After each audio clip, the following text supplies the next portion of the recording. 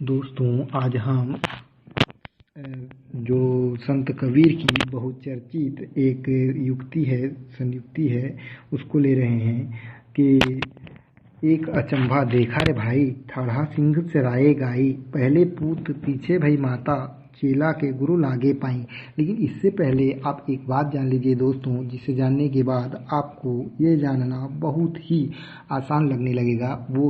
वो है कि संत कबीर अपने बारे में स्वयं कहते हैं कि लोग कहते हैं पोथिन की लेखी और हम कहते हैं आखन की देखी। अर्थात ये जो उलटवासी है, जिनमें जो संत कबीर हैं वे अपने अनुभव को, अर्थात भगवत प्राप्ति के बाद जो उन्होंने स्वयं अनुभव किया अपने आप, उन बातों को बताते हैं। और इस जो पहेली है, ये जो कहावत है, ये जो उन्होंने कहा है एक अचंभा देखा रे भाई, उसमें भी उन्होंने दोस्तों इन्हीं अलौकिक बातों का जिक्र किया है। इसीलिए हमें ये आसानी से समझ नहीं आता है। फिर भी चलिए इसे आज आसान से आसान भाषा में समझने का प्रयास कर रहे हैं। और मुझे विश्वास है दोस्तों कि अगर आप ये वीडियो एक बार देख लेते हैं तो दूसरा कोई वीडियो इस संबंध में देखने के लिए आपको ज़रूरत नहीं पड़ेगा दोस्तों। तो इसे आसान से समझने के लिए हम चलते हैं दोस्तों। कुछ जो शब्द हैं जो बहुत ही जो कड़े हैं, जिसके कारण ही हम इसे नहीं समझ पाते हैं। तो पहला है दोस्तों सिंह, गाय, पुत्र, माता, चेला और गुरु। तो सिंह किसे कहा है दोस्तों? संत कबीर ने सिंह कहा है दोस्तों मन को, और गाय कहा है दोस्तों इंद्रिय को। तो इंद्रिय क्या होते हैं दोस्तों? आँख, कान, नाक, जीभ और त्वचा। ये 5 जो चीज़ें होती हैं वो इंद्रिय हैं दोस्तों। मन तो आप जानते ही हैं। तो आप चलिए इसको समझते हैं। संत कबीर कहते हैं कि एक अचंभा देखा रे भाई, ठाढ़ा सिंह चराए गाई। तो सिंह रूपी मन इंद्रिय रूपी गाय को चरा रहा है। देखिए, समझिए इस बात को कि जैसे आपका मन कहता है कि चलिए आज पिक्चर देखते हैं, तो आप पिक्चर देखने जाते हो।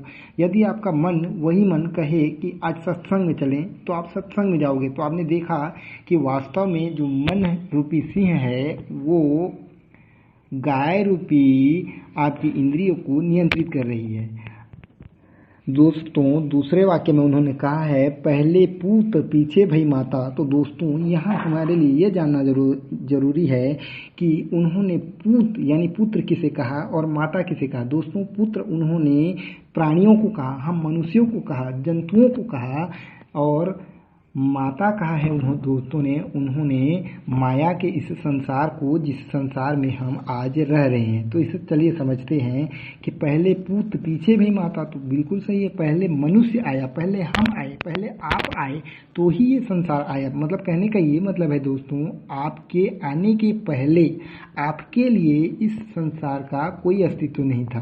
दूसरों के लिए है वो अलग बात है, पर आपके आने के पहले आपके लिए, आपके संसार का कोई अस्तित्व नहीं था। तो पहले पूत यानी पहले आप आए, और फिर माता यानी कि ये जगत दृश्यमान संसार आपके लिए आया। तो इसी बात को संत कबीर कहते हैं पहले पूत पीछे भई माता, है ना।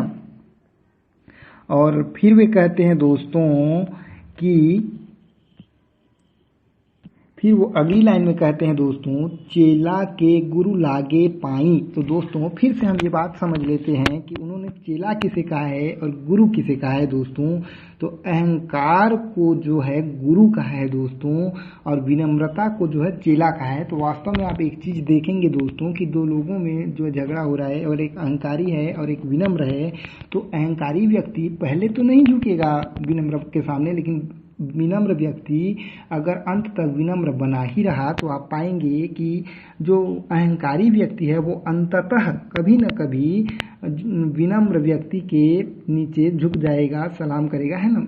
उसी को उन्होंने कहा है कि विनम्रता रूपी जो विनम्र, तो इसी को उन्होंने कहा है कि विनम्रता रूपी गुरु के सामने अहंकार रूपी चेला झुक जाता है दोस्तों। मुझे विश्वास है दोस्तों, ये जानने के बाद आपकी इस विषय पर डाउट खत्म हो गए होंगे। पानी की तरह साफ आपको समझ में आ गया होगा। और अगर अभी भी समझ में नहीं आया है तो इस बारे में आप कमेंट कर सकते हैं। और अगर पसंद आया है तो लाइक करें, सब्सक्राइब करें, शेयर करें। धन्यवाद।